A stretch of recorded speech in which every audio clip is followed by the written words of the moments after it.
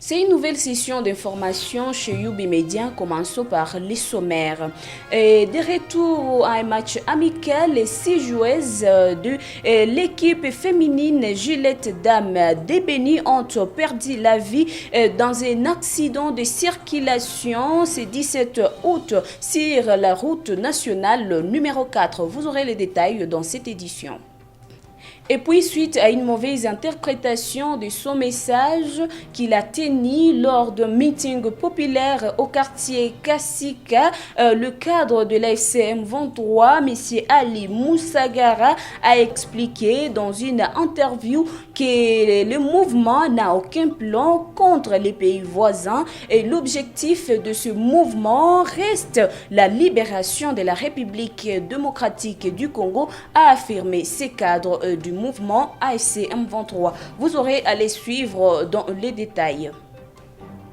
Merci de toujours nous choisir. N'oubliez pas de vous abonner, de liker, d'activer la cloche de notification pour ne rien rater de l'actualité du jour chez Youbi Média.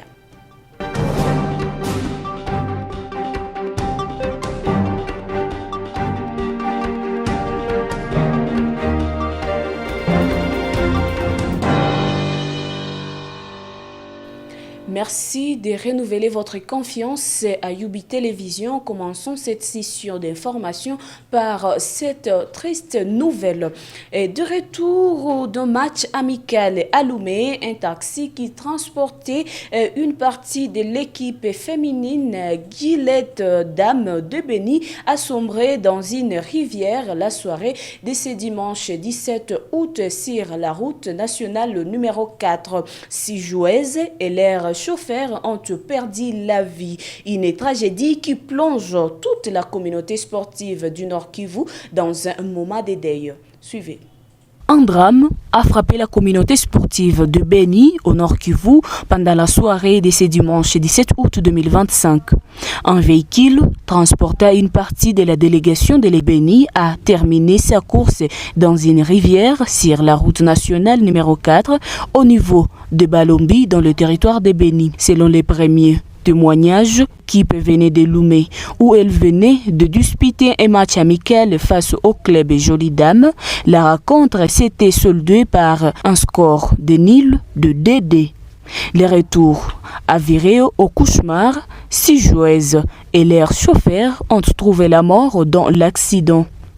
Les victimes identifiées parmi les disparus figurent Siska Kombi, entraîneur de l'équipe et ancienne coach de Béni Sport. D'autres joueuses ici de plusieurs clubs de la région ont également perdu la vie. Kavu Ondina Estan du FCF Espoir de l'Avenir et ASF Moolé de AFC Kapako, Georgine Dite Kabebe d'AFC Kapako, Naomi d'AFC Kapako. Certaines sources indiquent toutefois qu'elle aurait survécu. Germaine de Litouri, dont l'équipe n'a pas encore été précisée. Les chauffeurs dont l'identité n'a pas encore été confirmée figurent également parmi les victimes. En deuil pour le football local, ces drames endeuillent l'ensemble du milieu sportif de Béni. Les joueuses décédées étaient issues de différents clubs de la région. Les autorités locales et responsables sportifs ont exprimé leur vive consternation et adressé leurs condoléances aux familles éprouvées. L'autorité urbaine a donné un dernier avertissement aux vendeurs qui étalent leurs marchandises le long des routes, surtout sur l'axe Rond-Point-Rutshuru et sur le marché à la Nine. Le maire adjoint a indiqué qu'à dater de ce lundi, aucun marchand n'est plus autorisé d'étaler sa marchandise à des endroits précités. L'objectif, selon l'autorité urbaine, est de redorer l'humain de la ville touristique de Goma, mais aussi épargner ces derniers de différents accidents de circulation. Désiré Ngabo est au micro de Jonas Kassoula. Nous étions aussi en train de sensibiliser la population en leur disant que nous ne voulons plus voir des commerçants le long des routes de Goma. Donc toutes les grandes artères de la ville de Goma, nous ne voulons plus voir de petits commerçants. Ils doivent tous aller dans des marchés. Et avant cela, nous avons pris l'état d'aménager d'abord certains marchés, comme celui de Kahembe. C'est déjà fini, nous avons fini à l'aménager. Donc tout ce monde-là qui étale leurs produits le long de la route quittant le rond-point Rutshuru vers l'aéroport peuvent déjà aller au marché de Kahembe. Le reste, il y a beaucoup de marchés qui sont vides, comme celui de Virunga. Si vous y allez, vous allez trouver les gens occuper les grandes artères pendant que le marché est vide. Du côté d'Alanine, le marché à Alanine aussi c'est la même chose. Si vous entrez à l'intérieur du marché, c'est vide. Mais si vous arrivez au niveau de la route, c'est là où les gens préfèrent étaler leurs marchandises. Et que donc, comme on l'a toujours dit, nous voulons assainir la ville de Goma. Et en assainissant la ville de Goma, nous devons l'assainir sur tous les plans, que ce soit sur le plan propreté, mais aussi sur le plan... donc les artères aussi doivent... tous ces commerçants-là doivent dégager les grandes artères de la ville et aller dans des marchés. Et qu'est-ce que vous demandez? Nous leur donnons un ultimatum. Nous étions en train de les sensibiliser il y a longtemps. Et voilà, tous nos services sont déjà alertés. À partir de ce lundi, tout celui qui sera trouvé le long des artères de Goma avec sa marchandise, la marchandise sera non seulement saisie, mais aussi arrêtée. La personne sera aussi arrêtée. Contrairement aux rumeurs qui circulent sur les réseaux sociaux, un cadre de l'AFC M23, M. Ali Moussagara, a expliqué dans une interview accordée à nos confrères de l'AFC Channel que le mouvement n'a aucun plan contre le pays voisin. L'objectif de la révolution reste la libération de la RDC. Sa réaction fait suite à une mauvaise interprétation de son message tenu lors du meeting populaire au quartier Kasika.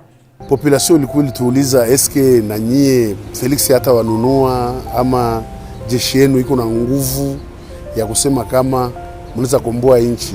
La population nous avait demandé, est-ce que vous avez de la force? Félix ne va pas vous corrompre. Votre armée est forte pour libérer ce pays, puisque les groupes armés, entre autres Wazalendo, FDLR, vous menacent comme quoi ils vont vous déloger ici à Goma. J'ai répondu avec assurance que les armes nous laissées par Félix vont nous servir à libérer la RDC. Les gens se trompent en disant que l'Ouganda et le Rwanda nous soutiennent. Non. Je vous assure, les armes sont là. J'ai aussi dit qu'on peut atteindre loin de la RDC. C'est un exemple seulement typique de prouver à la face du monde que nous sommes prêts. Avions la capacité également d'avancer grâce aux armes abandonnées par Félix et ses mercenaires.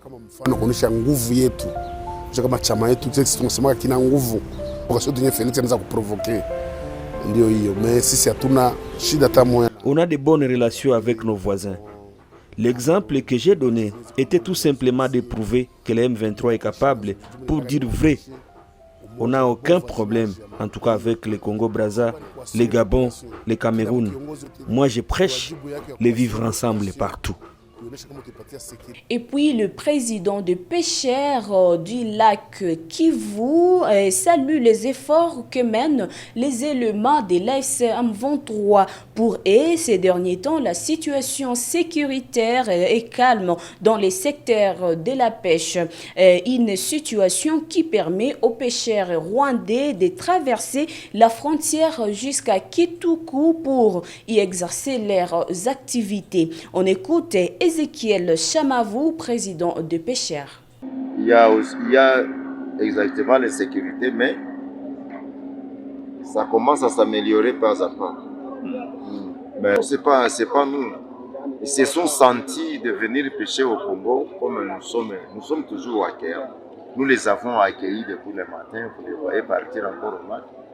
Comme chez eux il y a fermeture, ils ont jugé d'amener leurs engins ici pour continuer la pêche avec nous ici. Nous les avons accueillis depuis longtemps. Chez les Rwandais et Congolais, il n'y a pas de problème.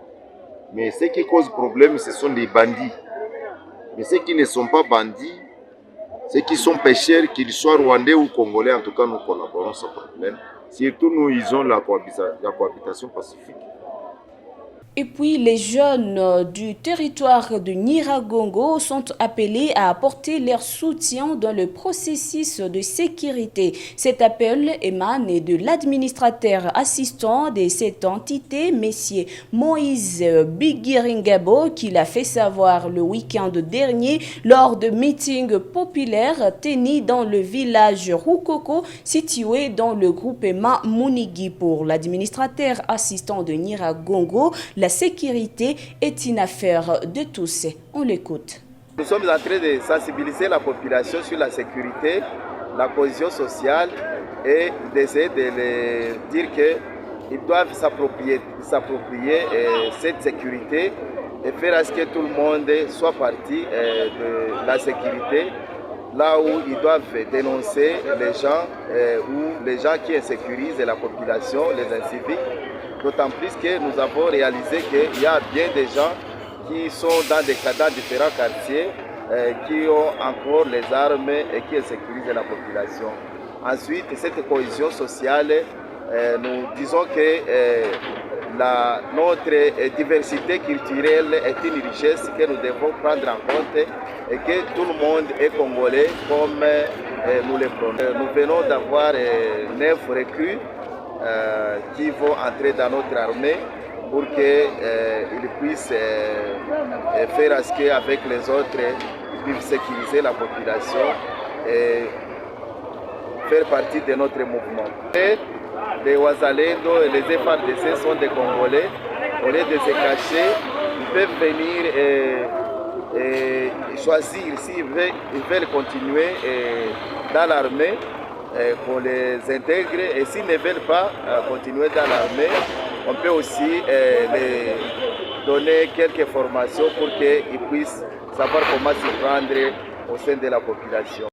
En Ituri, les groupes armés locaux sont à la base de la détérioration du contexte sécuritaire dans cette province, surtout dans le territoire des Djougou. Des séries d'attaques sont menées régulièrement dans plusieurs villages dont Iga Barrière, Lindi et consorts. Face à ces multiples cas de violence, Sa Majesté Karoua Ive, l'une des autorités coutumières dans cette partie de la province de l'Ituri, appelle le groupe armé à se rendre pour la pacification de cette province longtemps meurtrie suite aux conflits armés. On l'écoute.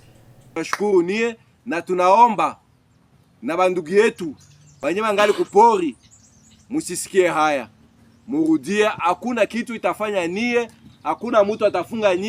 Nous adressons nos sincères remerciements et demandons à nos frères encore présents dans la brousse à ne pas hésiter. Venez, personne ne va vous condamner. Vous êtes libre si vous le faites volontairement.